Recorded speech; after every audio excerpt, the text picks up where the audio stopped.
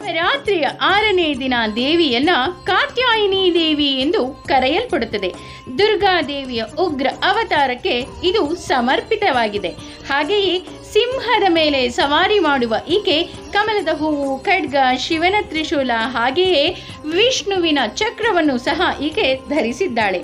ಅಷ್ಟೇ ಅಲ್ಲದೆ ಈಕೆಯನ್ನು ಆರಾಧಿಸುವುದರಿಂದ ನಮ್ಮಲ್ಲಿ ಪ್ರೀತಿಯ ಅಡೆತಡೆಗಳು ಇದ್ದರೆ ಎಲ್ಲವುದೂ ಸಹ ದೂರವಾಗಿ ಭಕ್ತರಿಗೆ ಫಲಪ್ರದವನ್ನು ಕೊಟ್ಟು ಸಂತೋಷ ಹಾಗೂ ದಾಂಪತ್ಯವನ್ನು ಅನುಗ್ರಹಿಸುತ್ತಾಳೆ ದೇವಿ.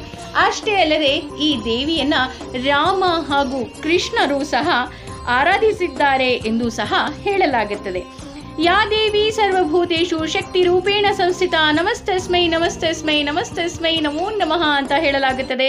ಕಾರಣ ಈಕೆ ಈ ಅವತಾರದಲ್ಲಿ ಮಹಿಷಾಸುರ, ಶಂಭ, ನಿಶುಂಭರನ್ನ ಮರ್ಧಿಸಿದ್ದಾಳೆ ಎಂದು ಸಹ ಹೇಳಲಾಗಿದೆ.